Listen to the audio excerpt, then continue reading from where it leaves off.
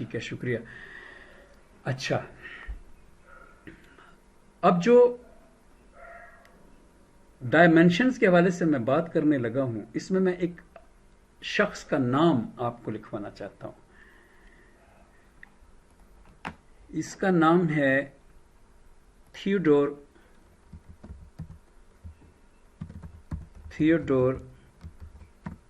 क्लूजा, और उर्दू में भी लिख देते हैं थियोडोर क्लूजा। ये बड़ा जबरदस्त आदमी था। इसकी एक कहानी फिजिक्स के लोग लतीफे के तौर पे सुनाते हैं, और वो ये है कि जब आइंस्टाइन ने फोर्थ डायमेंशन, जिसको टाइम की डायमेंशन हम कहते हैं, हालांकि ऐसा हमें कहना नहीं चाहिए कि फोर्थ डायमेंशन टाइम की डायमेंशन है। वो क्यों? ये बात थियोडोर क्लूजा की, जो 5वीं डायमेंशन का एक तरह से नजरिया पेश करने वाला बंदा है, मैं थोड़ी 2 मिनट बाद करता हूं। पहले मैं ये इस बात की वजाहत कर दूं कि हम जब आइंस्टाइन चौथी डायमेंशन को टाइम की डायमेंशन के तौर पर लेता है, टी लेता है स्पेस टाइम कंटिन्यूम में, तो हमें क्यों नहीं कहना चाहिए कि ये टाइम की डायमेंशन है? Let me prove it. हम जब कहते हैं एक्स, वाई, जी और टी, तो ये होता है स्पेस टाइम कंटिन्यूम, यानी आइंस्टाइन का स्पेस टाइम, आइंस्टाइन की स्पेशल रिलेटिविटी वाला स्पेस टाइम यही है, यानी एक्स, वाई एंड जी। इसमें 4 कोऑर्डिनेट्स हैं। ओके, जब हम ये कहते हैं कि X, Y, Z and T, तो ये तरतीब जो मैंने लिखी है, ये तरतीब आइंस्टाइन यूज नहीं करता। आइंस्टाइन के यहाँ इसकी तरतीब ये है कि टी, एक्स, वाई और जी। अच्छा, टी पहले आ गया है।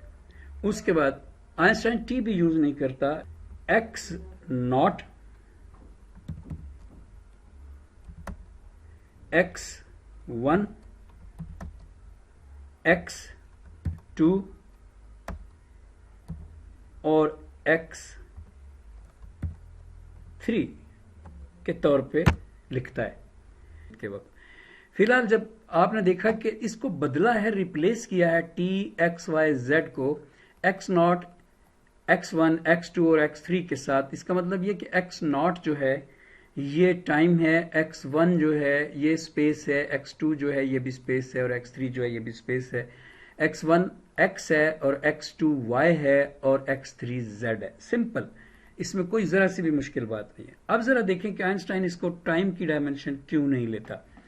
यहां सिर्फ नाम लिख देने से तो मैं साबित नहीं कर चुका कि आइंस्टाइन इसको टाइम की डायमेंशन के तौर पे नहीं लेता, बल्कि इसको भी स्पेस की डायमेंशन के तौर पे लेता है। यहां पे सी टी लिखा जाता है, और सी टी के बाद x1, x2, x3 कह दें, या जरा वक्ती तौर पे x, y और z लिखता हूं ताकि आपके ज़हन में डायमेंशनें रहें आपके लिए। ओके, सी टी क्यों लिख देता है, क्वेश्चन ये है। और ये एक्चुअल में आइंस्टाइन ने नहीं लिखा, मिन्कोस्की ने लिखा है, जिसने आइंस्टाइन की स्पेशल रिलेटिविटी की ज्योमेट्री बनाई है, फ्लैट स्पेस टाइम की ज्योमेट्री। ओके, तो ये सी टी जो लिखा हुआ है, जरा थोड़ा सा गौर करें। हमारी क्लास का नाम दी इक्वेशंस ऑफ फिजिक्स है, तो जरा उस नुक्ते से गौर करें कि ये सी टी टाइम की रिप्रेजेंटेशन है या स्पेस की। अगर कोई स्टूडेंट हिस्सा लेना चाहें, आपदा को भी पूरी तरह से हक हासिल है, सबको जो फिजिक्स के लोग बैठे हैं उनको चैलेंज है, सवाल है, हिस्सा लेना चाहें तो करें अपना माइक ऑन और बताएं कि why C T is the representation of distance and not the time.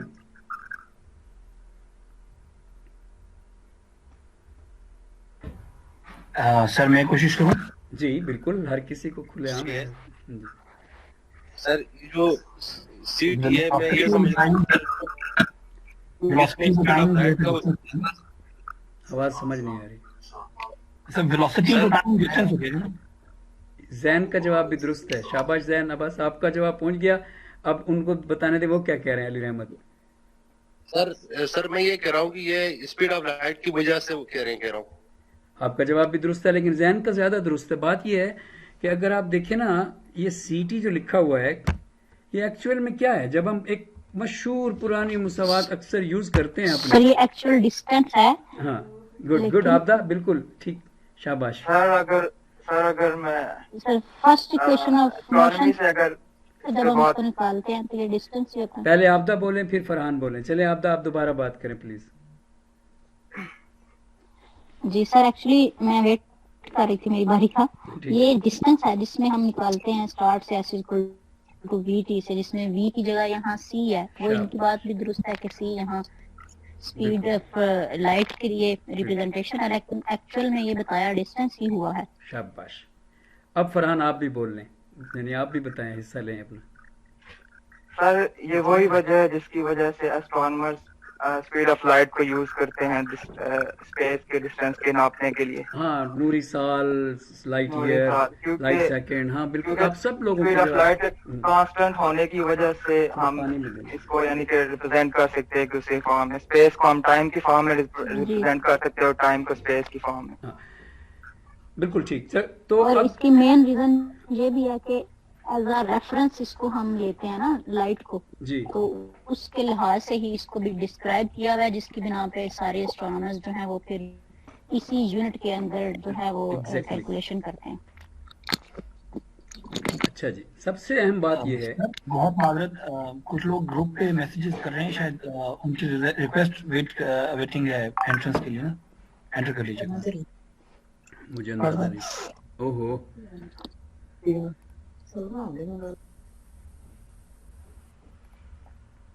अच्छा जी, आज तो भरपूर क्लास हो गई हमारी, अल्लाह का शुक्र है।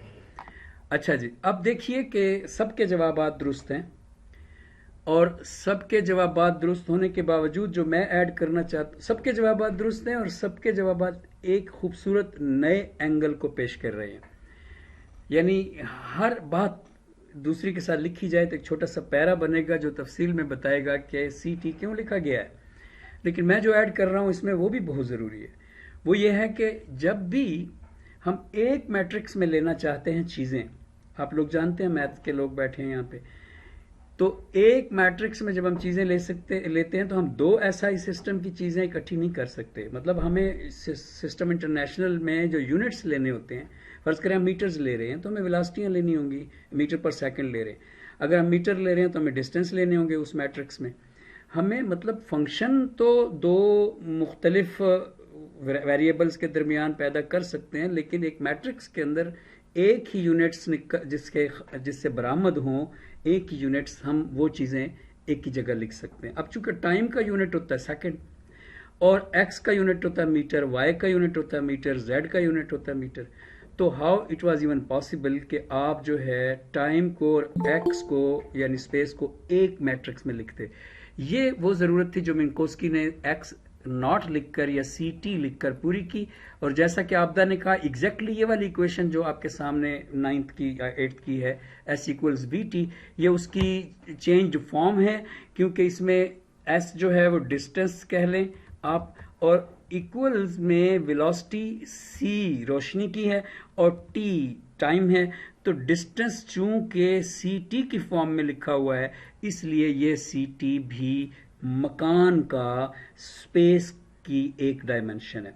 तो जो नई बात आपके डायमेंशंस वाले पिछले सारे मजमूए में जो मैंने आपके सामने बातें की हुई हैं ऐड करने वाली थी, वो ये थी कि time is not the fourth dimension of space. Those four dimensions, all of them are the dimensions of space. हम जो पिछली क्लास में पढ़ रहे थे कि सीधी लाइन है टाइम हमारे लिए, और हम उस सीधी लाइन पे उस चींटी की तरह से चल रहे हैं जो सीधी लाइन पे तो चल रही है, लेकिन हम बाहर से देखने वाले जानते हैं कि वो सीधी लाइन पे नहीं चल रही, बल्कि वो चींटी चल रही है उस पे। अच्छा, ये मुझे यहाँ से खुला रखना चाहिए। अब देखिए ना, सुमैया भी आ गई हैं। तो वो सर काइंडली एक बार रिपीट कर दें। हाँ, मैं बात कर रहा हूँ कि पिछली क्लास में जो बात हुई थी कि हम टाइम गुजार रहे हैं। हम जब टाइम गुजारते हैं तो हम पहले लम्हे के बाद दूसरे लम्हे में आ जाते हैं, यानी फ्यूचर में मुसलसल हम सेकंड बाय सेकंड ट्रेवल कर रहे होते हैं इन एक्चुअल। तो हमारी लाइन सीधी है, आगे को जाते हैं हम उस लाइन में। अच्छा, ये सीधी लाइन जिस पे हम चल रहे हैं, इसी का मैं आपको बता रहा हूं। यहाँ मैंने जो स्क्रीन शेयर की हुई है उसमें यहाँ पे जो CT है, इसी का मैं आपको बता रहा हूं कि ये CT किस लिए है।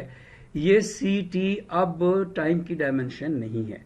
जैसा कि खुद आप लोगों ने साबित किया अपनी गुफ्तगू में कि C T is also a dimension of space.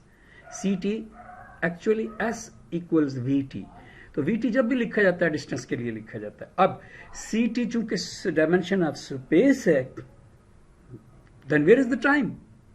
Answer कि हमारे लिए चूंकि ये डायमेंशन एक सीधी लाइन की तरह से है, तो हम इसको टाइम समझ के इस डायमेंशन को पास करते हैं। अगर फिफ्थ डायमेंशन में कोई होगा तो वो हमें अपनी नजर से जब देखेगा तो वो हमें एक सीधी लाइन पे चलता हुआ, स्पेस लाइक डायमेंशन पे चलता हुआ हमें महसूस करेगा।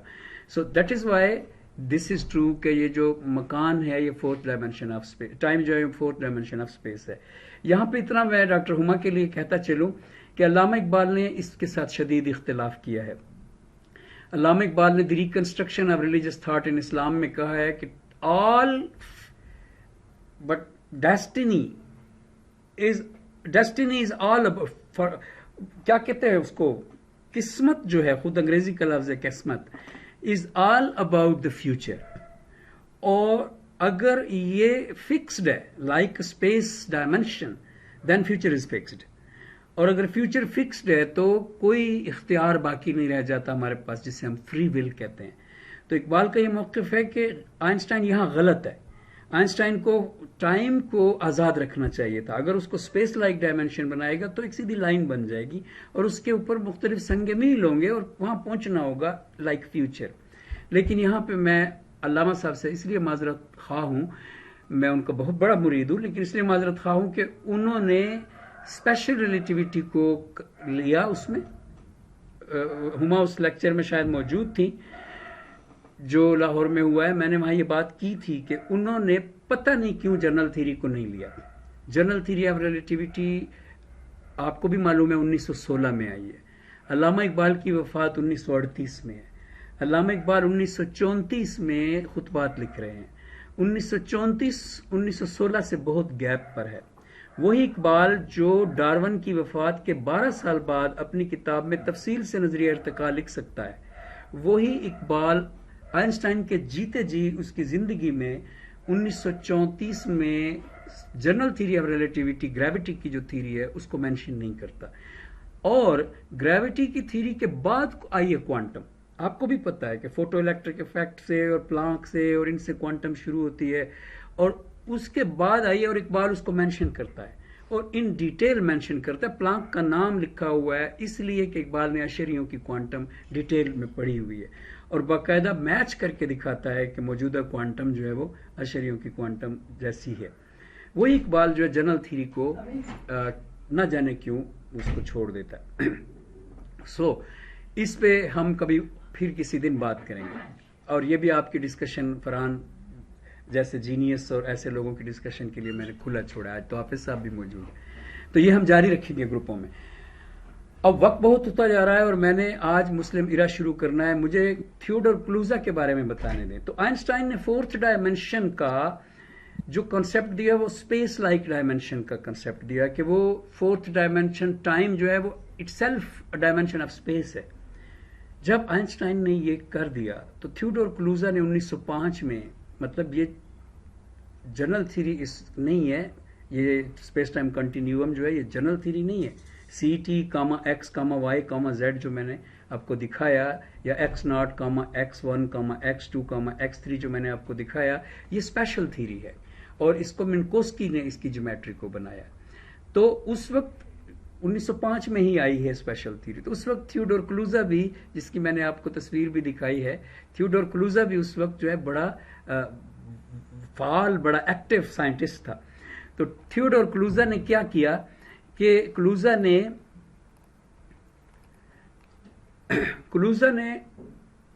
ऐसा होता है साइंसदान। मुझे कैवेंडिश बहुत पसंद है, अजरा को पता है, बहुत पसंद है मुझे कैवेंडिश। मैं आई लव हिम। अब कैवेंडिश अपने आप को करंट लगवाता था और सबसे पहले ये बताना कि कितनी इंटेंसिटी हो करंट में तो कितना डिफरेंस होता है शदीद करंट में और कम करंट में। वोल्टेज को डिफरेंस को बताने वाला सबसे पहला शख्स जिसके पास कोई मीटर नहीं है वो अपने आप को करंट लगवाता था। और एग्जैक्टली वही है जो क्या कहते हैं उस ग्रेविटेशनल कांस्टेंट को फिक्स करके निकाल रहा है आपके सामने 6.7 टाइम्स 10⁻11। सो वो जो ग्रेविटेशनल कांस्टेंट निकालने वाला कैवेंडिश है, वो कैवेंडिश जिसने वो दो बॉल्स वाला दो भारी लोहे की बॉल्स वाला तजर्बा किया था एक साफ सुथरे खामोश दूर दराज के कमरे में कि क्या दो बॉल एक दूसरे को M1 M2 खींचते हैं, वो दीवाना अपने आप को करंट लगवाता था। सेम लाइक दैट क्लूजा was some insane person about his theories.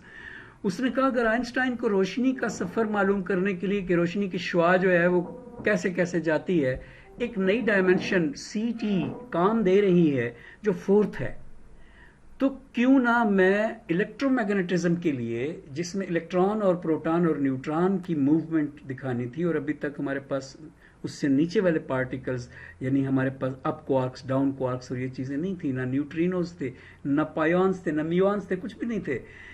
तीन हमारे पास, पूरे तीन भी नहीं थे क्योंकि ये न्यूट्रॉन भी बाद में है। दो हमारे पास पार्टिकल थे, इलेक्ट्रॉन और प्रोटॉन, और उस वक्त थियोडोर क्लूजा जो है वो कहता है फिफ्थ डायमेंशन भी है, और वो कहता है जो फिफ्थ डायमेंशन है वो इंटरेस्टिंगली एक ऐसी शेप है, एक ऐसी जगह है। देखिए आपने जब आइंस्टाइन की जनरल थ्योरी को कभी थोड़ा बहुत सुना पड़ा होगा, तो यहां देखें कि आप उसको देखते हैं स्पेस टाइम फैब्रिक की फॉर्म में, स्पेस टाइम फैब्रिक की फॉर्म में, और वो क्या है वो क्या है, वो ऐसी एक कर्व्ड स्पेस है ये वाली। ओके, अब इसमें लाइट अंदर चली जाती है, मुड़ जाती है इसके ऊपर स्ट्रेट लाइन पे, जिसे हम कहते हैं कि principle of least action, principle of least time, जो बहुत ही इंटरेस्टिंग चीज है और हमने आज उसका जिक्र भी करना है ऑप्टिक्स में रोशनी के सफर के साथ। लेकिन थियोडोर क्लूजा ने क्या कहा? थियोडोर क्लूजा ने कहा कि देखो भाई, आप लोग कहते हो कि ये जमीन है गड़ा बना रही है, आप लोग कहते हो कि ये सूरज है गड़ा बना रहा है, और वो जमीन है और वो भी ये छोटा सा गड़ा बना रही है, और गड़े के अंदर लाइक बाउल, जैसे कि एक ऐसे जैसे कि एक प्याला हो और उस प्याले में आप एक छोटा सा रखें कांच की गोली और प्याले को ऐसे ऐसे घुमाएं तो गोली दीवारों पे चढ़ जाएगी। सेम जमीन जो है वो इस तरह से गर्दिश कर रही है सूरज के आसपास कि सूरज ने गड़ा बनाया हुआ है लाइक अ बाउल, और जो सही 3 डायमेंशनल उसकी इमेज है वो ये है, देखें, यानी चारों तरफ से जो 3 डायमेंशनल उसको दिखाता है उसकी एनिमेशन। एनीवेज, जो मेरा पॉइंट है वो थियोडोर क्लूजा से रिलेटेड है। थियोडोर क्लूजा ने कहा कि देखो जी, ये अगर गढ़ा, ये वाला कोई अच्छा सा लेना चाहिए, ये वाला गढ़ा अगर ये कर रहा है कि एक प्लैनेट को एक भारी मास के गिर्द गिरा रहा है, जैसे मैंने बाउल की बात की, जैसे मौत के कुएं वाला मोटरसाइकिल चलाता है और दीवारें उससे रोकती हैं बाहर जाने से, और वो स्पीड बढ़ाता है और वो उसके अंदर रहता है, और उसका जो सेंट्रीफ्यूगल फोर्स है उसमें दीवारों की वजह से है जो एक्चुअली ओपोजिट है, लेकिन इसकी जो कशिश शकल की वजह से वो इनसाइड है, इनवर्ड है, और सारे एक्सेलरेशन के जो वेक्टर्स हैं वो एग्जैक्टली सेंटर की तरफ उनका रुख है। तो ये कहता है क्लूजा कि ऐसा इलेक्ट्रॉनों और प्रोटॉनों के बारे में भी आप सोच सकते हैं, ऐसा इलेक्ट्रॉनों और प्रोटॉनों के बारे में आप ऐसे सोच सकते हैं। फॉर एग्जांपल, आप समझें कि जो प्रोटॉन है वो इलेक्ट्रॉनों को क्यों अपने, उस वक्त ये समझा जाता था कि जो मॉडल है सोलर मॉडल, यानी 2 डायमेंशनल मॉडल के दरमियान में सूरज है और एक दायरे के ऊपर जमीन घूम रही है, ऐसे इलेक्ट्रॉन घूमता है, और इलेक्ट्रॉन एक पार्टिकल है, वेव नहीं है, और ऐसे घूमता है। ये 1905 की बातें मैं कर रहा हूं। तो उसने कहा कि ये जो इसके आसपास इलेक्ट्रॉन घूम रहा है प्रोटॉन के आसपास, तो प्रोटॉन पॉजिटिव नहीं है एक्चुअली, बल्कि proton is some sort of dimensional shape, like say it bowl, like say it some convex shape or concave shape or some cylindrical shape, maybe imagine it, आप उसके ऊपर एक छोड़ दें जैसे 2 डायमेंशनल, जैसे यूं समझे कि एक सिलेंडर हो, मैं यहां पे आपको दिखाता हूं करके, एक सिलेंडर हो, साथ में बात भी मेरी सुनते रहें, ये खुलने में देर लगती है। एक सिलेंडर हो, उसके ऊपर चिपका दें एक स्टिकर, ध्यान से एक सिलेंडर हो, सिलेंडर क्या होता है, ऐसे जैसे पेन है, ऐसे जरा बड़ा सा सिलेंडर, सिलेंड्रिकल शेप सोचें और उसके ऊपर एक स्टिकर चिपका दें, मरियम नवाज का स्टिकर चिपका दें, एनीवेज उसके ऊपर स्टिकर चिपका दें, तो अगर वो स्टिकर पक्का चिपक गया तो हिलेगा नहीं अपनी जगह से, लेकिन अगर वो लुब्रिकेटेड हुआ आपका सिलेंडर समहाउ, कि उस पर कुछ साबन लगा हुआ था या उस पर कोई तेल लगा हुआ था, तो वो स्टिकर क्या है, उसके ऊपर राउंड होकर फिट होने के बावजूद मूव करना शुरू कर देगा। चिपका हुआ स्टिकर सिलेंडर पर मूव कर रहा होगा, समथिंग लाइक दैट। सो वो कहता है कि these are the shapes and we can think about them that electrons are some sort of, वो क्या कहते हैं, pasted form on fifth dimension of some particle, यानी इलेक्ट्रॉन जो है किसी पार्टिकल की पेस्टेड फॉर्म है on some sort of dimension। अगर आपको बात समझ नहीं भी आई तो इतना समझ लें कि थियोडोर क्लूजा वो है जिसने 5वीं डायमेंशन के लिए साबित को महसूस करने के लिए कैवेंडिश की तरह अपने आप को गहरे पानी में गिरा दिया। बाजार से किताब खरीद के लाया कि तैरना सीखिए। हमारे बचपन में किताबें मिलती थी, रेडियो सीखिए, तैरना सीखिए, म्यूजिक सीखिए, छोटी छोटी सिर्फ बाजारी किस्म की। ऐसी वो किताब खरीद के लाया कि हाउ टू स्विम, और वो किताब पढ़कर उसने गहरे पानी में छलांग लगा दी, तालाब में या समंदर में, ये बात मुझे नहीं मालूम। छलांग लगा दी। क्या करने जा रहा था वो करने जा रहा था फील के how it feels to be in extra dimensions. What a wonderful idea is this. आप इमेजिन करें कि आप एक बड़े गहरे स्विमिंग पूल के किनारे खड़े हैं और जमीन पे आपके पैर हैं और आप अचानक छलांग लगा के उस गहरे स्विमिंग पूल में आप उतर गए। और इमेजिन करें कि आप कभी पैर ऐसे कर रहे हैं, कभी हाथ, कभी सर।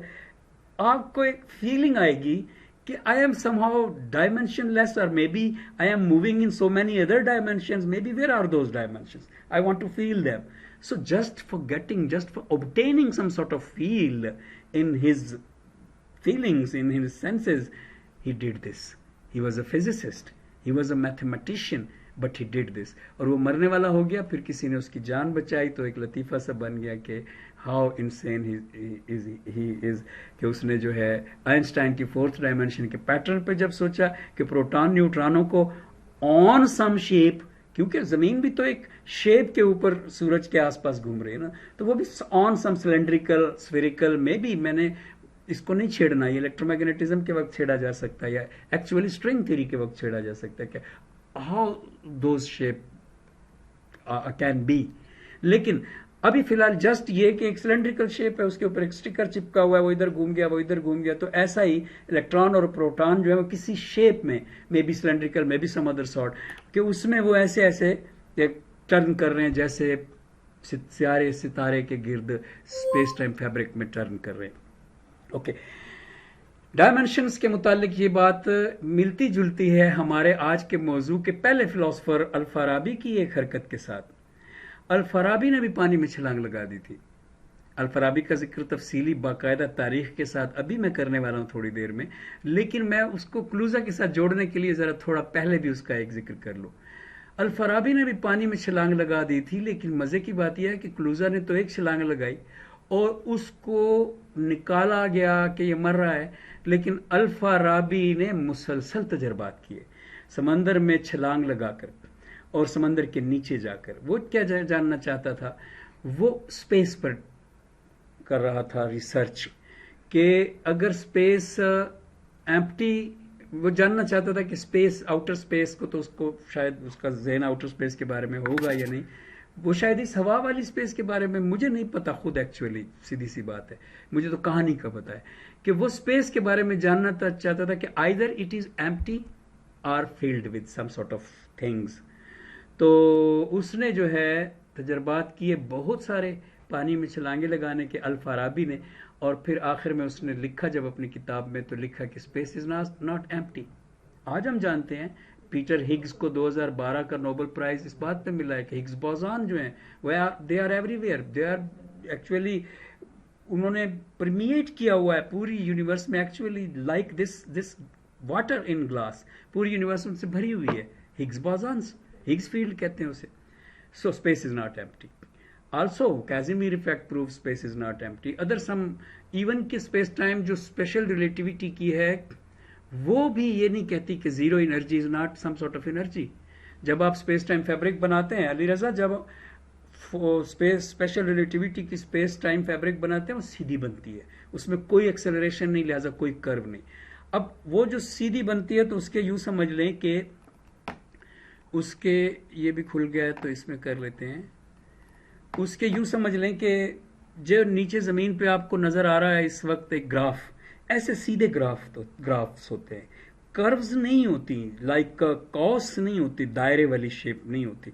ये कौन सी है? ये special relativity. Okay, special relativity के टाइम के, स्पेस के, एक्स के, वाई के सारे ग्राफ्स ही जो है वो हमेशा सीधे होते हैं, because there is zero energy there. उसको कहते हैं जीरो एनर्जी स्पेस। अब जीरो एनर्जी स्पेस भी एम्प्टी नहीं है, वो एनर्जी वहां जीरो नहीं है। This is a proven fact.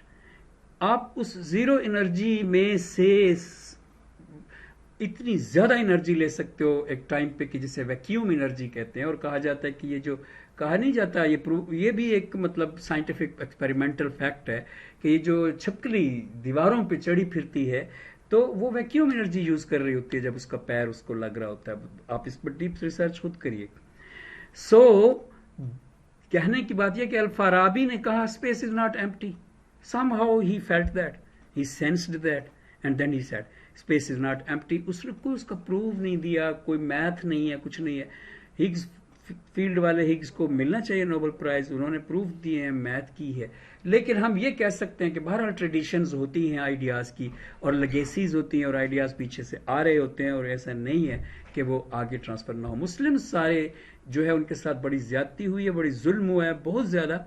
इस पे डॉक्टर नासिर अब्बास नैयर जो उर्दू वाले हैं, उनकी किताबें आप पढ़ें तो आपको बहुत चश्म कुशा हकायक पढ़ने को मिलेंगे, खुद अंग्रेजों के अपने रेफरेंसेस से, कि किस तरह से हमारे, कल भी मुझे अजरा एक किताब दिखा रही थी व्हाट्सएप पे, जिसमें मुसलमान साइंसदानों के काम जो हैं वो किस तरह से वेस्ट में यूज किए गए विदाउट मेंशनिंग देयर नेम्स। और ये एक वेस्ट की जो है ना बड़ी खुल्लम खुल्ला चोरी है, और इस पे इकबाल बहुत ज्यादा गमजदा होते थे। इकबाल का शेर भी है, किताबें वो हीरे इल्म के मोती, मगर वो इल्म के मोती, किताबें अपने आबा की जो देखे उनको यूरोप में तो दिल होता है सी पारा। तो बेशुमार चीजें हैं। आप एल्गोरिदम पढ़ते हैं, एल्गोरिदम क्या है? एल्गोरिदम, जरा लफ्ज बोलें, एल्गोरिदम, ये है अल ख्वारिज़म। यानी आप एल्गोरिदम पढ़ते हैं, आप अलजबरा पढ़ते हैं, आप पास्कल ट्राइंगल पढ़ते हैं। पास्कल ट्राइंगल हम पढ़ेंगे भी अपने नेक्स्ट जो हमारा जुमा है हफ्ता है उसमें पास्कल ट्राइंगल ही आ रही है, बेशक पहले स्टडी करके आए। आप पास्कल ट्राइंगल पढ़ेंगे, वो उमर खयाम की लिटरली बुक में अभी भी उसके फोटोज जो हैं वो आप नेट पे सर्च करें तो मिल जाते हैं, एक लिटरल यानी बुक के अंदर का फोटो। आप नसीरुद्दीन तूसी का तूसी कपल पढ़ें, उसे कुपरनिकस ने यूज किया है, और उसने हीलियोसेंट्रिक मॉडल दिया है कि सूरज के आसपास घूमते हैं सियारे, जमीन मरकज कायनात नहीं है। आप बू अली सीना को पढ़ें, आप अब्न अल हैदम को पढ़ें, जिनको आज हमने पढ़ना है, जो हमारे आज के लेक्चर का आखिरी प्रोजेक्ट है। आप इब्न अल हैदम को पढ़ें। तो इन सब को आप पढ़ें, आपको पता चलेगा कि यूरोप में बहुत काम हुआ है। हम यूरोप के ममनून एहसान हैं, उन्होंने इल्म में बहुत वसी कर दिया इल्म को। अब तो इल्म का धारा एक समंदर जितना बड़ा है, लेकिन ये थोड़ी सी नाइंसाफी की है उन्होंने कि उन्होंने नाम मेंशन नहीं किए उनके अपने से पहले, अपने प्रेडिसेसर्स के, अपने से पहले वो काम करने वालों के नाम मेंशन नहीं किए। और हम जब अगले हफ्ते पढ़ेंगे यू लॉस्ट नेटवर्क कनेक्शन, मेरी आवाज आ रही है आप लोगों को? Yes sir. तो ये मेरा लिखा हुआ क्यों आ गया, यू लॉस्ट नेटवर्क कनेक्शन? चलें, तो वो हम जब पढ़ेंगे तो आपको मजा भी आएगा और अंदाजा भी होगा कि कैसे उसकी, अगर उमर खयाम की पास्कल ट्राइंगल ना आई होती, ना देखें उमर ख़याम की है और मैं उसको पास्कल ट्रायंगल कह रहा हूँ, यानी वो पास्कल के नाम से हम उसको जानते हैं। एक्चुअली वो उमर ख़याम से भी पहले किया, लेकिन उमर ख़याम का उस पर काम सही कोएफिशिएंट्स के हवाले से, मैथ के लोगों को इसका मजा आएगा, के हवाले से सही परफेक्ट काम उमर ख़याम का है उस पर। और वो बड़ी इंटरेस्टिंग चीज़ है, जब आप पढ़ेंगे तो आप देखेंगे कि आपके ये सारे a plus B whole square, a plus B whole cubed, a plus B whole fourth और फिफ्थ, और ये सारे उसी से बाहर आ रहे हैं। और जितने आपने अलजबरे के बड़े बड़े फार्मूले जो आपस में, जिसको आप कहते हैं पोलिनोमियल्स, ये सारे आपके बाइनोमियल्स, पोलिनोमियल्स, और क्या आलिया रजा नाम लो ना यार, ये सारे उसी से निकल के आ रहे हैं बाहर। अच्छा जी, तो हम वो पढ़ेंगे नेक्स्ट वीक। आज हमने जिक्र करना है, एक मैंने आपको कॉम्बिनेशन दिखानी, सर, जी जी, कॉम्बिनेशन सर, ये पास्कल ट्रायंगल कॉम्बिनेशन भी दे रही होती है ना? हाँ कॉम्बिनेशन भी दे रही होती है, एग्जैक्टली कॉम्बिनेशन है, और वो दूसरा एक और लफ्ज है, में जाके काम, हाँ परमुटेशन। हाँ परम्यूटेशन, बिल्कुल बिल्कुल बिल्कुल। अच्छा जी, इंडक्शन में इस्तेमाल होती है ना फिर। हाँ अच्छा, अब देखिए ज़रा ये यहाँ से थोड़ा सा हम मूव करते हैं अपने लेक्चर में इस तरफ के। यहाँ मैंने आपके लिए रखी हुई है जो सवाल मैंने किया था क्लास से, मैं पहले उसका जिक्र कर दूं। डॉक्टर हुमा को समझ नहीं आया होगा, और जो लोग प्योर फिजिक्स नहीं पढ़ते, मेडिकल या कुछ और पढ़ते, उनको समझ नहीं आया होगा। वो मैं सवाल तेज़ी से दोहरा लूँ। वो सवाल ये था कि क्या ऐसा मुमकिन है कि दो ऑब्जेक्ट आपस में टकराएं, दो ऑब्जेक्ट्स, और उनके टकराने से ज़ीरो मोमेंटम मुंतकिल हो, ट्रांसफ़र हो to one another, to each object, और या ये भी हो, और बैक वक्त ये भी हो कि नहीं ऑब्जेक्ट ए ने ऑब्जेक्ट बी को ट्रांसफ़र किया है मोमेंटम, ये भी दुरुस्त हो साथ ही, और बैक वक्त ये बात भी दुरुस्त हो कि नहीं ऑब्जेक्ट बी ने ऑब्जेक्ट ए को ट्रांसफ़र किया उलट मोमेंटम। ये कैसे मुमकिन है? ऐसा पॉसिबल नहीं है। दो कारें टकराती हैं, हो ही नहीं सकता कि अगर एक नुकसान होना है तो वो ना हो। So this is philosophical, but still this has some meaning, this thing has some meaning कि ऑब्जर्वर की क्या वैल्यू है। एक्चुअली ये सवाल मेरा ट्रिकी था, मैंने बताया भी था ग्रुप में कि ट्रिक है इसमें, और वो ट्रिक फरहान ने पकड़ लिया था कि 3 observers, there are actually 3 observers. मेरी आवाज आ रही है? यू लॉस्ट यूर कनेक्शन, हाँ लिखा हुआ आ रहा है ना, आज नेट का मसला चल रहा है। अच्छा, तो जब ये स्क्रीन शेयर होगी तो मैं बात करूंगा उसकी, उस हवाले से। वैसे भी सारी बाकी बात भी स्क्रीन शेयर होके ही हो सकती है। ये स्क्रीन नजर आ रही है मेरी?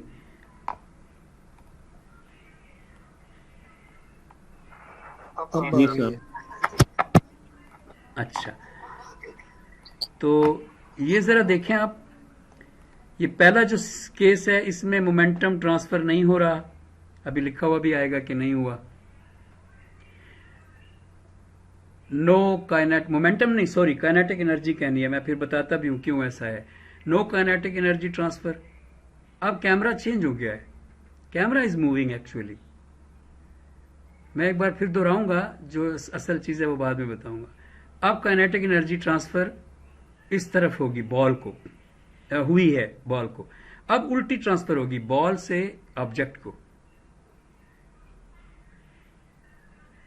क्योंकि रिलेटिविस्टिक है। अच्छा, अब मैं दोबारा दोहराऊंगा तो आपने एक चीज पे गौर करना है। गौर आपने इस बात पे करना है कि स्पीड्स आपको कैसी फील होती हैं। आप पहले अपने आप को खड़ा हुआ महसूस करें पहली पीस में, टुकड़े में। दूसरे टुकड़े में आपको एक ऐसी कार्ट में बैठा हुआ इमेजिन करें जिसमें कैमरा लगा हुआ है।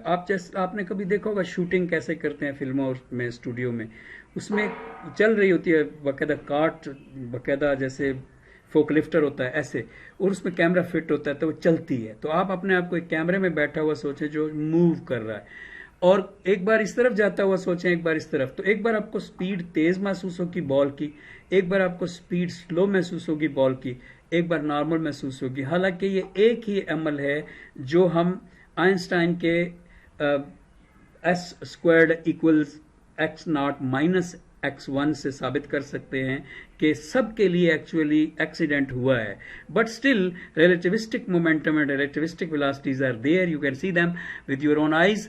कि ये देखें, सिर्फ ऑब्जर्वर मूव हुआ अपनी जगह से कैमरे में बैठकर गाड़ी में, तो बात बदल गई। अब स्पीड और है, अब देखिए स्पीड और होगी, बाल तेज हो जाएगी।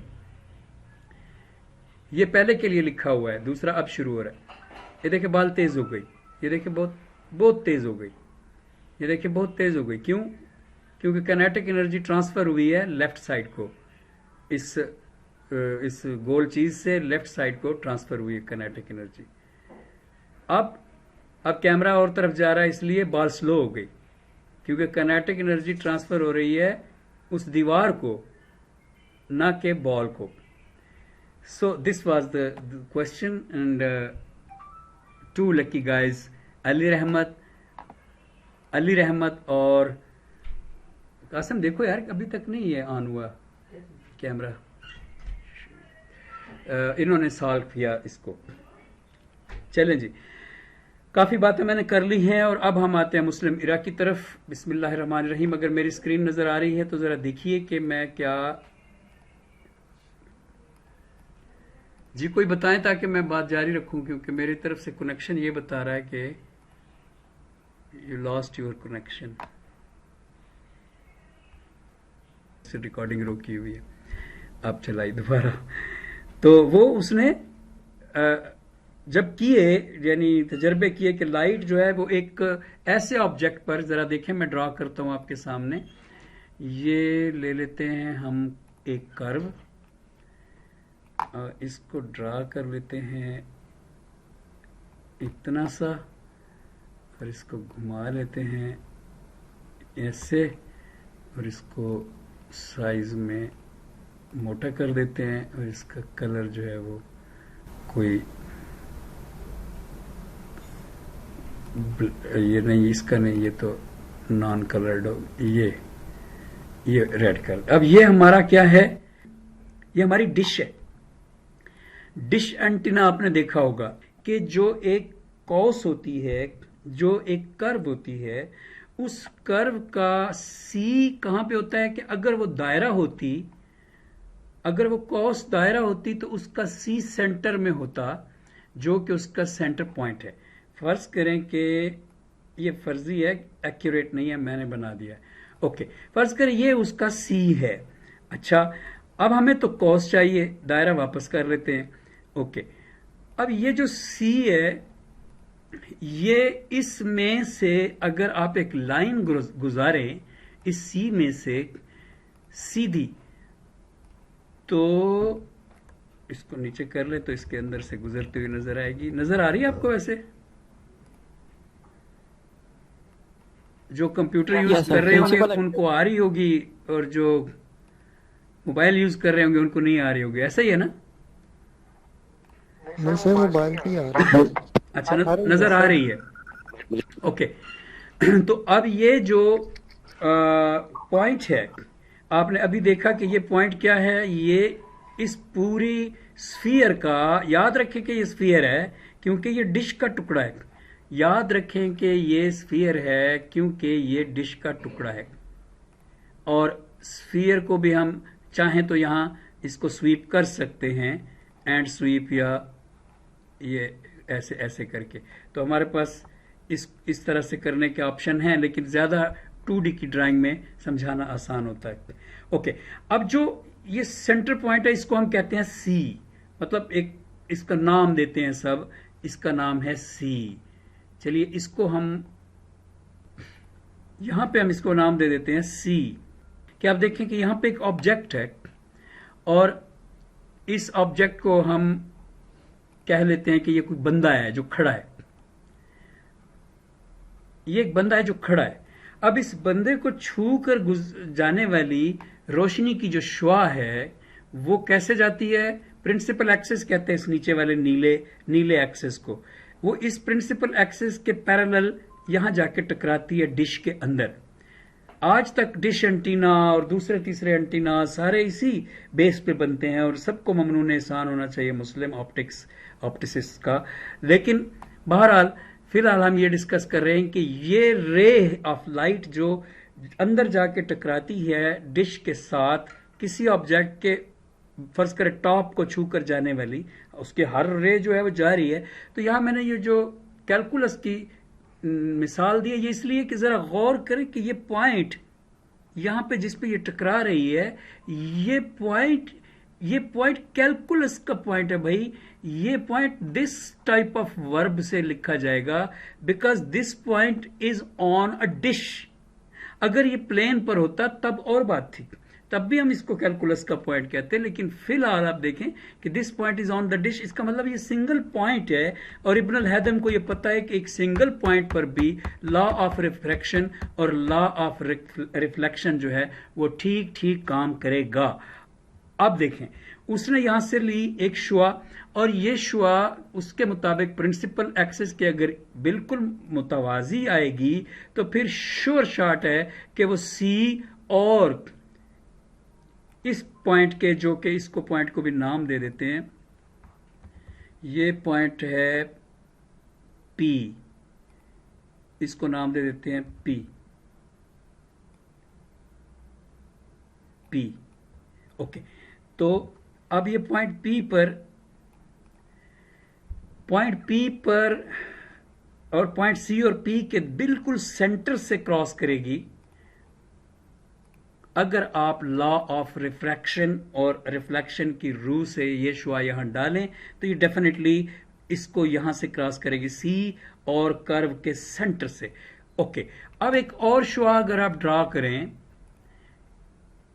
रोशनी की कि वो यहां से आए और पॉइंट पी को छुए, तो वो जब वापस जाएगी तो लॉ ऑफ रिफ्रैक्शन और लॉ ऑफ रिफ्लेक्शन, सॉरी बार बार मैं रिफ्रैक्शन भी साथ कह रहा हूं, तो लॉ ऑफ रिफ्लेक्शन की रूल से वो शुआ एग्जैक्टली एंगल आई और एंगल आर को इक्वल करते हुए यहां से क्रॉस होगी।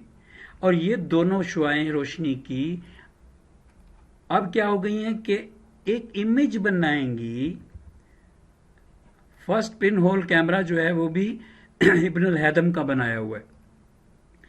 एक इमेज बनाएंगी, जो इमेज यहां पर पैदा होगा एग्जैक्टली। ये जगह देखें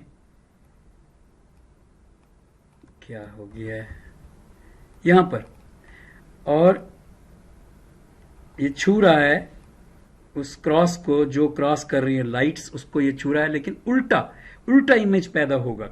ओके, अब ये जो पॉइंट्स हैं इनके आप वक्ती तौर पे इनके नाम भी रखें ताकि हमें थोड़ी सी जो मैथ करनी है उसमें आसानी हो जाए।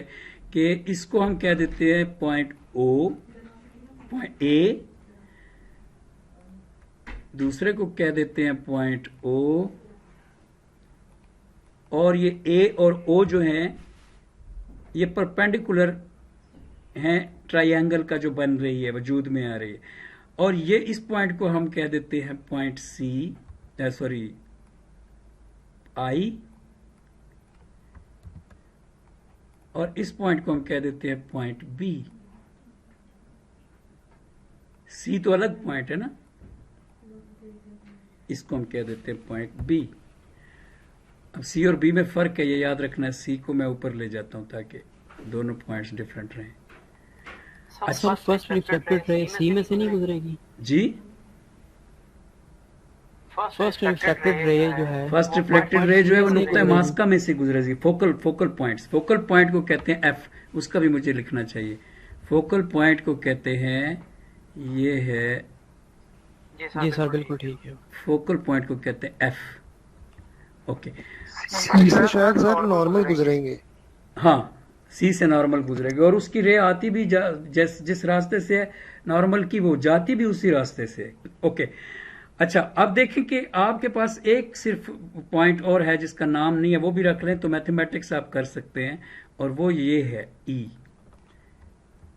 जरा गौर करें कि हमने क्या कर दिया यहाँ पे मैंने लिखा था वो, फिर मैं खुद उसको कहीं और कॉपी करके पेस्ट कर बैठा हूं। ऊपर को हमने रखा था ए। ओके, अच्छा जी, अब last part of the lecture है और इसमें आपने पूरी तवज्जो रखनी है क्योंकि मैथमेटिक्स आ गई है और हमारे कोर्स का नाम है the equations of physics and एक इक्वेशन आ गई है, तो उसको देखें। अब देखें कि यहाँ पे 4 अदद 4 जो है ट्राइंगल्स बन रही हैं। मैं आपको ड्रॉ करके दिखा देता हूँ ताकि आपके लिए समझना आसान हो कि 4 ट्राइंगल्स वो कहाँ हैं जो सर कह रहे हैं बन रही हैं। फर्ज करें कि हम पहली ट्राइंगल ढूंढना चाहते हैं कि कहाँ है। मैं इस ट्राइंगल का कलर ग्रीन कर देता हूँ, नहीं ब्लू नहीं, ये कर देता हूँ, मैं इसकी आउटलाइन ख़त्म कर देता हूँ, मैं इसको ट्रांसपेरेंट भी कर देता हूँ और इसको ट्रांसपेरेंट भी कर देता हूँ ताकि इसके अंदर से हमें नजर आए। ये ट्राइंगल यहां मैं रख रहा हूं, जरा गौर से देखें आप, ये फिक्स आ गई है। अच्छा, ये एक ट्राइंगल, इसका पहले हम नाम लिख लें, फिर हम दूसरी ट्राइंगल भी मैं आपको दिखाता हूं क्या है। और अब मैथ शुरू हो गई है और आपको हाजिर जवाब होके हाजिर ज़हन के साथ बैठना पड़ेगा, क्योंकि आप आए इस मकसद के लिए थे कि हम फिजिक्स की इक्वेशंस को समझेंगे।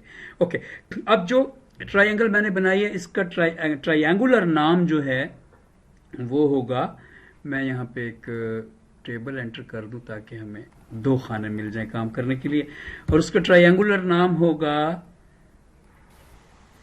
कौन बोलेगा पहले? AOP। APO, जो सेंटर होता है ना उसको दरमियान में बोलते हैं। ट्राइंगल फर्स्ट जो है वो इक्वल है APO के। ओके, ट्राइंगल फर्स्ट इक्वल है APO के। अब देखते हैं कि एक और ट्राइंगल भी इसमें मौजूद है, और वो BPI। जी आवाज नहीं आई आपकी सर BPI। BPI, एग्जैक्टली, शाबाश, जबरदस्त, BPI। अब हम BPI को ड्रा करते हैं, अभी नहीं हुई सीधी, यहाँ, हाँ ये है। BPI को ड्रा करते हैं हम इस जगह पे, तो मैं ये ट्रायंगल ही रख देता हूं ताकि आप लोगों को आसानी हो जाए इसको बात को समझने में। ये ट्रायंगल मैंने यहाँ रख दी है।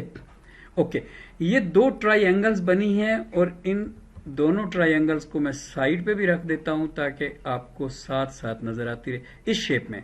दूसरी ट्रायंगल का नाम है, जो अभी आप में से किसी ने बताई, उसका नाम है डेल्टा नहीं सॉरी, ट्रायंगल 2 इक्वल्स BPI। अब ये देखें, ये APO, ये APO एक ट्रायंगल, और ये दूसरी BPI, ये BPI या IPB भी कह सकते हैं, P दरमियान में होना चाहिए।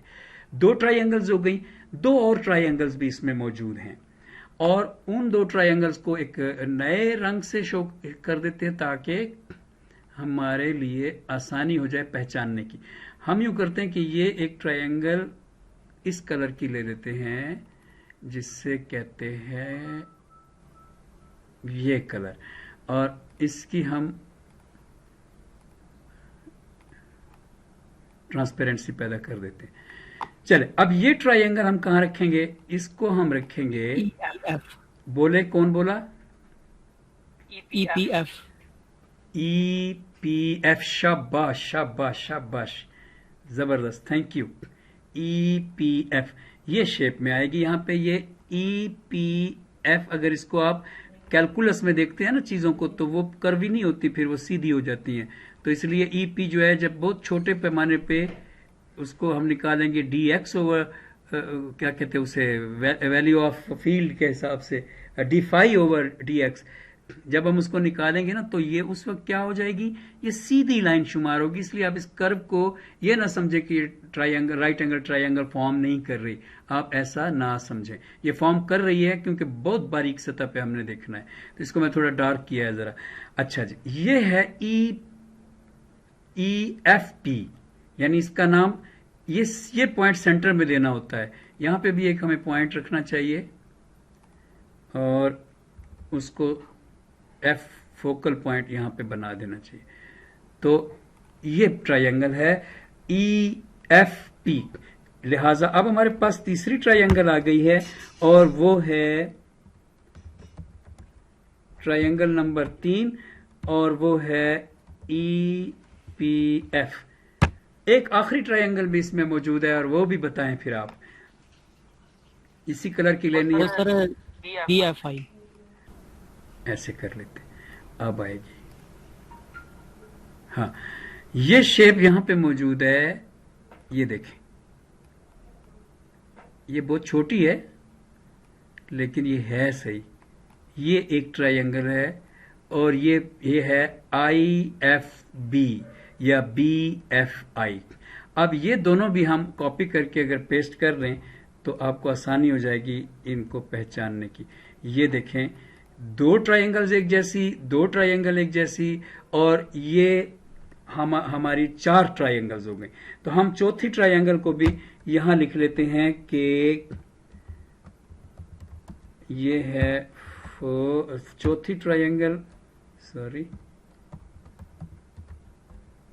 और चौथी ट्रायंगल आ गई हमारी, ये इक्वल्स BFI। ओके, अब 4 ट्रायंगल्स हमारे पास आई हैं और हमें अगर यहाँ पे हमें चाहिए, ऊपर मैं लिख देता हूं 4 सिमिलर ट्रायंगल्स, और यहां मैं लिख देता हूं 4 परपेंडिकुलर्स। हम 4 पर्प्स चाहिए हमें और 4 ट्रायंगल्स हमारे पास आ गए। अब पहली ट्रायंगल का जो पर्प होगा, इनको मैं फासला दे दूं तो सॉरी फासला दे दूं तो शायद जो है ये काम आसान हो जाए। जी टाइम तो हो गया है, तो क्या कहते हैं, जारी रखूं? Sir similar right angle triangle के जुमरे में आ रही है। Similar right angle triangles like pulp over pulp equals base over base. Right angle triangle के जुमरे में नहीं आ रही, मतलब इनका क्या कहते हैं, सिमिलर इसलिए इनको कहा जा रहा है बिकॉज साइज are not the same but angles are the same and sides are, हाँ जी, रेशोज इनके same, ratios are the same. चले, अब 4 परपेंडिकुलर्स जो हैं उनमें पहला परपेंडिकुलर हमारे पास क्या है? पहला परपेंडिकुलर आप बताएं जरा, कौन बताएगा? APO हमारी ट्रायंगल है, पहला परपेंडिकुलर इसका क्या है? OAO। शाबाश शाबाश शाबाश। तो हमारा पहला पर्प जो है वो है इक्वल्स AO। ओके, अब हमारा आएगा दूसरा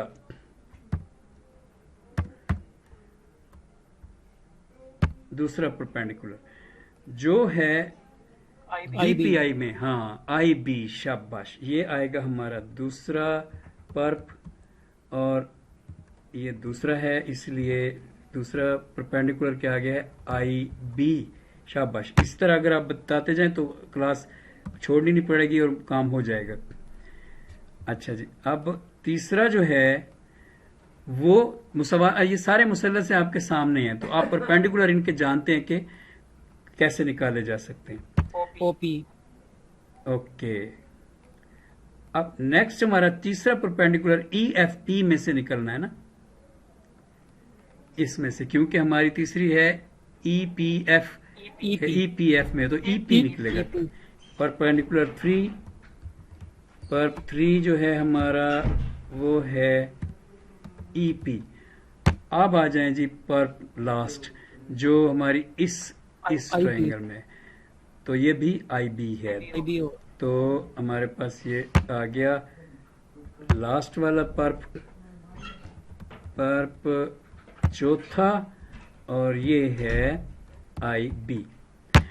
यहाँ पे आप देखें कि ये भी IB है और ये भी IB है, तो इनको थोड़ी देर में हम यूज करेंगे और इसलिए आप इसके लिए तैयार रहे।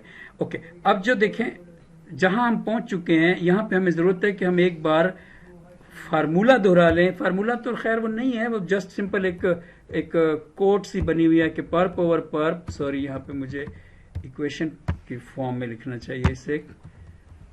हमारे जमाने में तो बस यही करते थे कि perp over perp is equal to base base over base. तो इन चारों मुसल्लसों में जो ये दो हैं ये एक जैसी हैं और ये दो हैं ये एक जैसी हैं, तो इनके पर्प्स को और इनके बेसिस को इसी तरह आमने सामने लिखा जा सकता है। अगर इनके दो पर्प्स हमारे पास आ गए हैं, यानी ये वाले दो पर्प्स, तो हम यूं कर सकते हैं कि पर्प ओवर पर्प इन दोनों का a ओवर आई बी की फॉर्म में हम इनको लिख सकते हैं। हम यूं करते हैं कि पर्प ओवर पर्प की जगह लिखते हैं ए ओ।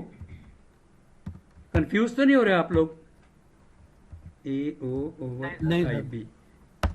कुछ लोग बैठे भी हैं या सारे चले गए? इक्वल्स, अच्छा जी, अच्छा, पर्प ओवर पर्प जो है ये है ए ओ ओवर आई बी, लेकिन इनका बेस ओवर बेस कहां से लाएं? हमने तो यहां नहीं लिखा हुआ कहीं भी इस पूरी जगह पे। हाँ, हम जाके ले सकते हैं। हमारी जो ये वाली पहली दो मुसल्लसें हैं वो ये वाली नीचे वाली हैं, तो ये वाली वो मुसल्लस है, तो इसका बेस है ओ पी। ठीक है, तो बेस को हम यहां पे ओ पी की फॉर्म में लेकर इसके बटे में हम इस दूसरी वाली का बेस लेंगे जो यहां से शुरू हो रहा है यहां तक, यानी आई पी। क्या मैं ठीक बोल रहा हूं? I P. अब देखें ये हमारा इक्वल हो गया। दूसरी दोनों को भी हम इसी तरह से इक्वल कर सकते हैं। और दूसरी हमारी छोटी मुसल्लसें हैं जिनको मैंने रंग दिया हुआ है पिंक टाइप। ओके, तो ये पहली का ये परपेंडिकुलर और ये परपेंडिकुलर बटों में ले लेते हैं हम। इसमें से हमने दो पर्प्स निकाले हैं, ई पी और आई बी। तो हम पहली का जो है यहां लेते हैं कि ई पी बटा आई बी और इक्वल कर देते हैं बेस ओवर बेस के, और हमारे पास इनकी जो बेस है छोटी की वो है एफ पी और आई एफ, या F P over I F. अच्छा जी, अब आपने देखा कि हमारे पास ये दो इक्वेशंस आ गई हैं, बस काम तो थोड़ा सा रह गया है। और ये दो इक्वेशन मैंने कॉपी पेस्ट करके दोबारा भी लिख दी हैं। इसमें आप गौर करें तो ये चीज और ये चीज असल में एक ही है। वो कैसे? ये जो ई पी है ये ए ओ के बराबर है। ऊपर जाके देखें, ये ई पी ये वाला परपेंडिकुलर है और ये ए ओ ये कद में बराबर है। यानी हम ई पी की बजाय ए ओ लिख सकते हैं और ए ओ की बजाय ई पी लिख सकते हैं, क्योंकि because this is the distance between those two parallel lines. So इसका मतलब ये हुआ कि हम यहां पे ई पी को अगर ओ पी के साथ चेंज कर दें तो भी ये बात ओ पी के साथ ही करना है ना? जी सर, जी सर। ई पी को ए ओ के साथ चेंज करना है, ए ओ ए के साथ, ओ ए के साथ, ओ ए के साथ। तो ई पी को अगर ए ओ के साथ चेंज कर दें, ए ओ के साथ, तो ये दोनों इक्वेशंस में एक चीज कॉमन हमारे पास आ जाएगी, ये वाली और दूसरी ये वाली। और इसका मतलब ये होगा कि हम फिर आसानी के साथ राइट साइड्स को आमने सामने लिख सकते हैं, लाइक ओ पी बटा I P equals F P बटा आई एफ। इस तरह हम लिख सकते हैं। राइट साइड मैंने ले ली हैं दोनों। अब ये वाली छोड़ ही दी है क्योंकि ऐसा कर सकते हैं, हमें पता है।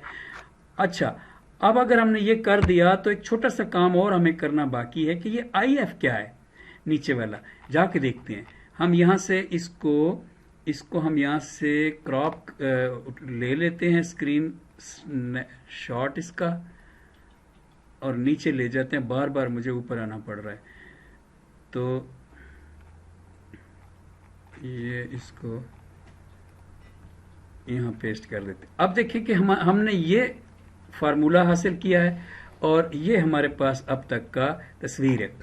अच्छा, इसमें हमने देखना क्या है कि आई एफ क्या है। आई एफ क्या है? आई एफ ये जगह है, लेकिन ये जगह ऐसे लिखी जाए जैसे यहां लिखी हुई है तो ये गंजापन है। क्यों? क्योंकि इसको इस पॉइंट से, यानी मैं पेन के साथ शो करके दिखाता हूं, क्योंकि इसको इस पॉइंट से इस पॉइंट तक बयान नहीं किया गया, डायरेक्ट आई एफ लिखा हुआ, डायरेक्ट ये आई एफ लिखा हुआ कोई मैथमेटिकल मीनिंग नहीं रखता जब तक ये कंसिडर न किया जाए इसका डिस्टेंस फ्रॉम द मिरर। सो इसका मतलब ये हुआ कि मैं आई एफ की वैल्यू लेनी होगी, और मैथमेटिकल वे में आई एफ की वैल्यू लेना आसान है, because we can do something very interesting कि हम यूं कर सकते हैं, हम ये करेंगे कि आई पी में से, हाँ ठीक कह रहे हैं आप, कौन है, IP माइनस एफ पी कर देंगे। आई पी में से अगर एफ पी को माइनस करें तो हमारे पास ऑटोमेटिकली आई एफ आ जाता है। सो इट मीन्स कि हम अब इस ऊपर वाले फार्मूले के अंदर आसानी से आई एफ की कीमत इसमें पुट कर सकते हैं इस जगह पर, और इसकी कीमत ये हमारी है आई पी माइनस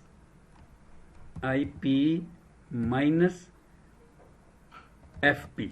ये अब हमने एक नेक्स्ट स्टेप में फार्मूला हासिल कर लिया। बट बिफोर गो अहेड, छोटी सी एक चीज देख रहे हैं कि हमें कुछ नाम रखने पड़ेंगे। मैं पेन इस्तेमाल करता हूं बताने के लिए कि एक उसूल है कि दिस इज कॉल्ड बॉडी, क्योंकि कैमरा इसी उसूल पे बना हुआ है, इमेज उल्टा होता है फिल्म पर, दिस इज कॉल्ड इमेज। तो एक उसूल है, कन्वेंशन है कि डिस्टेंस, यहां पे लिख भी देते हैं, या चले यहां मैं पेन से ही लिखता हूं, distance from mirror to body is called P. Convention है ये, distance from mirror to image is called Q. This is called convention. और focal length is called F. ये छोटे उरूफ इस्तेमाल होते हैं, यानी आप P, Q और F सारे जो है ये स्मॉल लोअर केस होंगे। ओके, अब जरा देखें कि डिस्टेंस जो A टू E है यही O टू P भी है।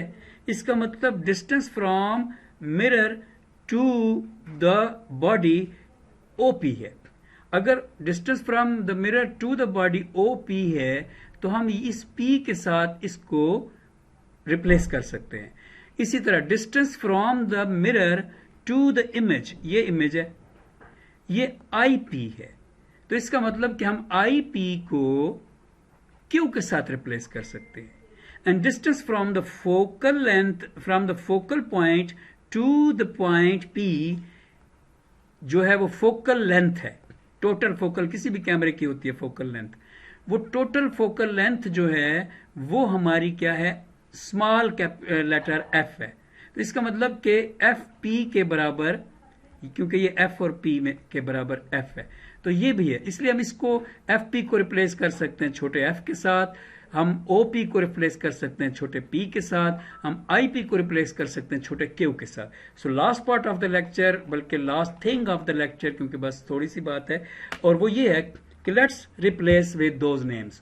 OP को हम रिप्लेस कर सकते हैं p के साथ, IP को किसके साथ किया था, IP को हम रिप्लेस कर सकते हैं q के साथ, इक्वल्स FP को हम रिप्लेस कर सकते हैं f के साथ, IP को हम q के साथ रिप्लेस कर चुके हैं, और IP को हम Q के साथ रिप्लेस कर चुके हैं, और माइनस FP को हम F के साथ रिप्लेस कर चुके हैं।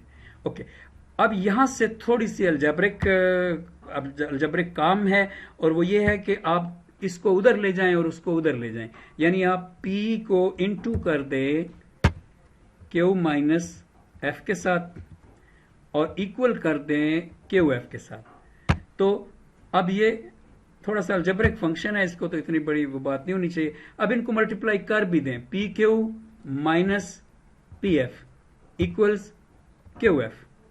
ओके, अब अगर दोनों साइड्स ऑफ द इक्वेशन को हम PQF के साथ तकसीम कर दें तो it will look like this, PQ over PQF minus PF over PQF equals QF over PQF। अच्छा, अब यहाँ पे आप गौर करें तो जो कटने वाली चीजें हैं वो हमारे सामने क्लियर है। सर एक में PGF जी सर एक में PGF लिखा है, वो P हाँ हाँ, भूल गया, शाबाश, थैंक यू। ये है क्यू, मतलब भूल नहीं गया हूँ, टाइप हो गया। अच्छा, अब ये जो आपके पास शेप आ गई है, इनमें तो आप आसानी से काट सकते हैं। ये देखें, पी क्यू कट गया, ये P कट गया, ये P कट गया, ये F कट गया, ये F कट गया, ये Q कट गया, ये Q कट गया, ये F कट गया, ये F कट गया। एंड नाउ यू गेट एक, सॉरी नीचे, now you get 1/F minus 1/Q equals 1/P। और अगर थोड़ा सा चेंज कर लें कि 1/F को एक तरफ छोड़ दें और इक्वल कर दें दूसरी तरफ 1/P माइनस प्लस, क्योंकि उधर चला गया ना, 1/Q। That's very simple and that's called spherical mirror formula. ये इसका नाम है। इस फार्मूले को हम अपनी इक्वेशंस की लिस्ट में कहेंगे स्फेरिकल मिरर फार्मूला।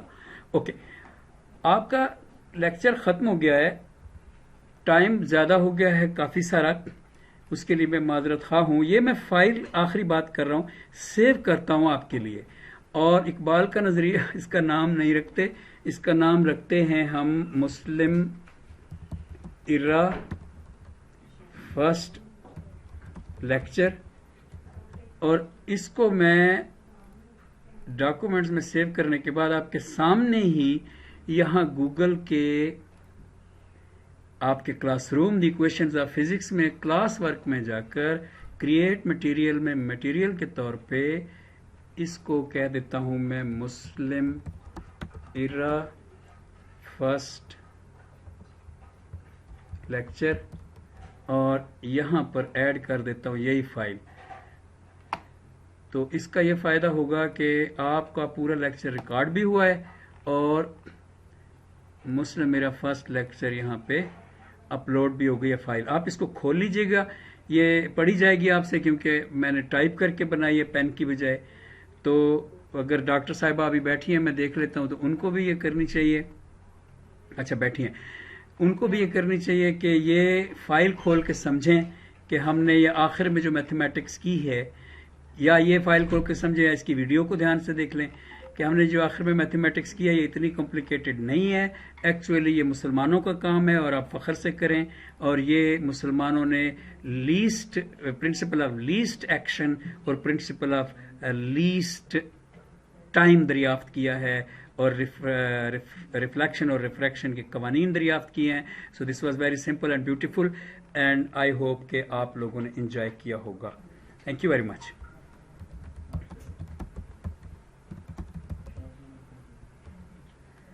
चलें जी, कोई बात किसी ने करनी है तो टाइम नहीं है, लेकिन आप 15 स्टूडेंट बैठे हैं, बंदे बैठे हैं अभी तक, तो कोई सर अगर बॉडी सेंटर पर हो या मतलब सेंटर से आगे हो, इसके लिए फार्मूला अलग होगा?